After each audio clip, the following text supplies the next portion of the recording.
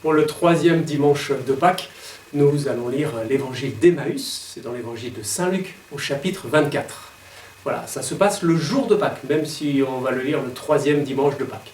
Le jour de Pâques, on se rappelle que Marie-Madeleine est allée au tombeau, qu'elle a trouvé le tombeau vide, qu'elle est revenue vite au cénacle pour prévenir les apôtres. On sait que Pierre est sorti du cénacle vite en courant avec Jean pour aller au tombeau constater ce que Marie-Madeleine leur a dit.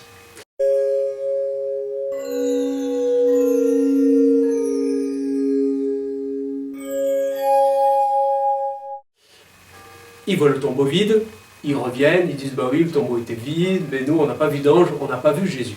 Et du coup les apôtres ici vont rester tous un petit peu sceptiques, ils ne veulent pas croire. D'ailleurs le dimanche soir, Jésus va les engueuler un petit peu, il va leur dire cessez d'être incrédules, soyez croyants. Et là il y en a deux qui sont un peu fatigués. On a Cléophas qui vont dire bon bah, puisque c'est comme ça, moi je vais rentrer chez moi, je vais partir. Et puis on a un autre disciple qui veut dire attends, moi je viens aussi avec toi. Je vais prendre mon baluchon, hop. Voilà, moi je prends mes affaires et moi aussi je rentre chez moi. Je viens avec toi Cléophas. Et ils repartent le dimanche après-midi, tous les deux. Les autres apôtres, là, les femmes, Marie-Madeleine, elles restent tout tristes.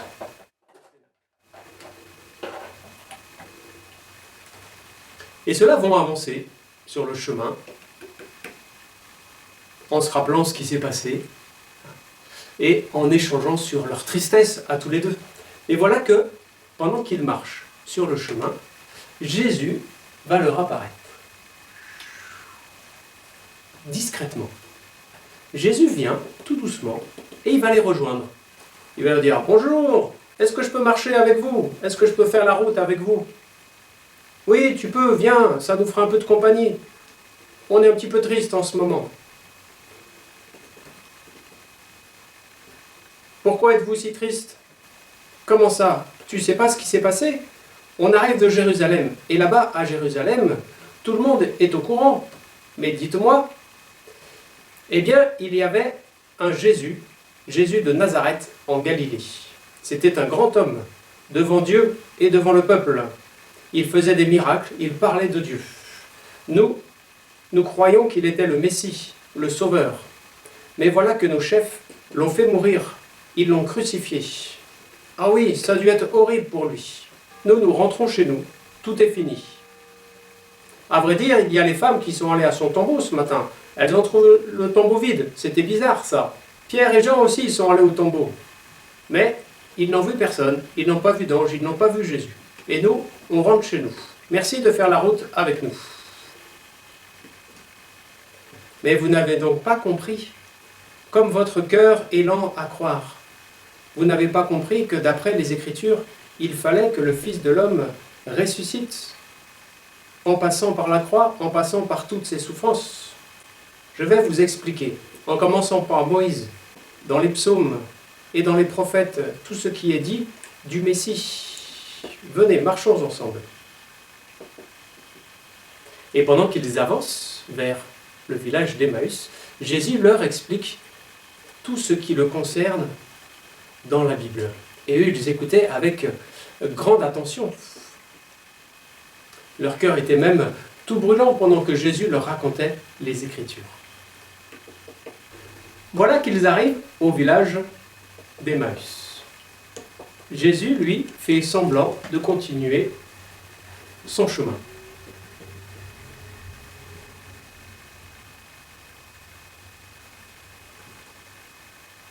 Mais ils leur disent « Hé, attends, nous on s'arrête ici, à l'auberge d'Emmaüs. Tu ne vas pas continuer ?» Mais non, regarde, déjà le jour baisse et le soir arrive bientôt. Reste avec nous. Eh bien, puisque vous m'invitez à rester avec vous, je vais rester. Oui, merci. Aubergiste, est-ce que tu as de la place pour 3 personnes? Oui, bien sûr. Venez, entrez. Je vous ouvre. Hop. Et l'aubergiste les accueille chez lui. Je vais vous installer une table.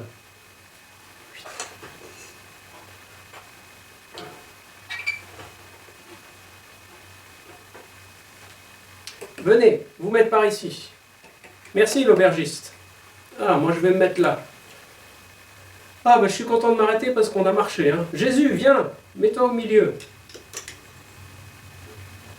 Oui, attends, je pose mon baluchon. Hop. Et voilà que je m'installe là. Je vais vous chercher ce qu'il faut. Hop. Je vous mets les assiettes.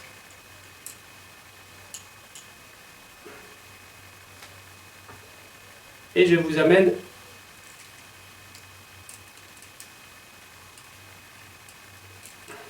le pain. Voilà.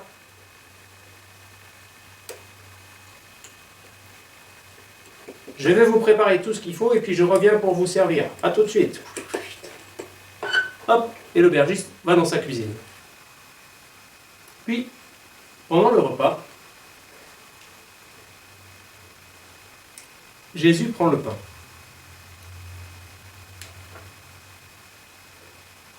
Sur le pain, Jésus dit la prière de bénédiction. Et ensuite, il le donne à ses 2 disciples. À ce moment-là, les disciples reconnaissent les paroles de Jésus et le geste de Jésus au jeudi saint. Mais en même temps, Jésus disparaît à leurs yeux. Alors ils se disent l'un à l'autre, mais c'était Jésus qui était là. Oui, c'est bien lui, j'ai reconnu à ses paroles. Et quand il marchait avec nous sur le chemin, qui nous expliquait les Écritures, mon cœur était tout brûlant. Moi aussi, mon cœur était tout brûlant pendant qu'il nous expliquait la Bible. Viens, vite, mon baluchon. Retournons à Jérusalem. Allons voir les apôtres pour leur dire que Jésus est vraiment ressuscité. Viens, allons, il est ressuscité. C'est une grande nouvelle, c'est merveilleux. Et ils partent en courant. Ils se dépêchent pour retourner au cénacle, là où sont réunis les apôtres. Et là, ils vont toquer à la porte. « Hé, les apôtres, ouvrez-nous, c'est Cléophas, c'est l'autre disciple. Nous avons vu Jésus ressuscité. Il est vraiment ressuscité. Oui, alléluia, il est vraiment ressuscité. » Et là, les 2 disciples vont rentrer, voir les apôtres, les femmes, tous ceux qui sont réunis là dans le cénacle pour leur dire on a vraiment vu Jésus ressuscité. Maintenant, nous croyons. Et les apôtres vont leur répondre, mais on le sait aussi, cet après-midi, il est apparu à Pierre. Voilà ce récit de l'évangile des disciples d'Emmaüs.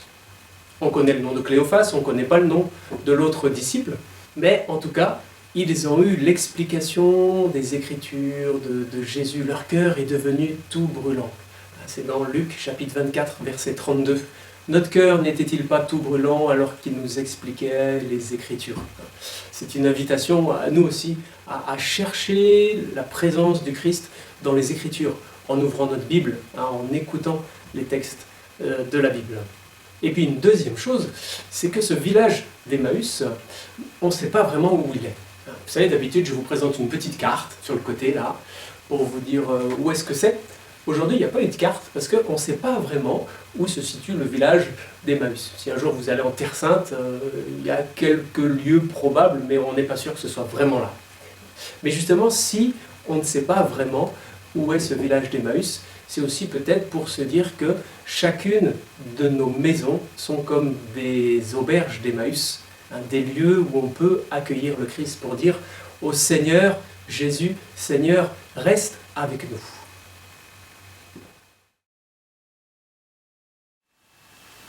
Tu crois qu'à Emmaüs, il y aura un coiffeur d'ouvert? Je te dis pas la tête que j'ai. T'as vu mes cheveux? Regarde, j'en peux plus là, cette coupe de cheveux là. On va voir ça. Hein. Ouais, c'est pas dit, hein. Le président, il a dit pas avant le 11 mai. Et encore, que les manicures. Les coiffeurs, je sais pas. Hein. Les gars, il est parti votre copain là? Je viens d'allumer le barbecue. Ah, c'est sympa, ça sent bon, ouais. Mais nous, faut qu'on reparte direct là. Quoi? Vous prenez pas le barbecue avec nous? Ah bah non, désolé, on n'a pas le temps, faut qu'on reparte à Jérusalem. Et en plus, nous, la saucisse de porc, c'est pas trop notre truc. Ah mince, j'ai oublié de demander la cuisson pour le barbecue. Ouais. Je sais pas s'ils veulent saignant ou à point ou bien cuit. Merci, au revoir, à bientôt. Eh bien, bon dimanche à tous, et puis peut-être un bon barbecue.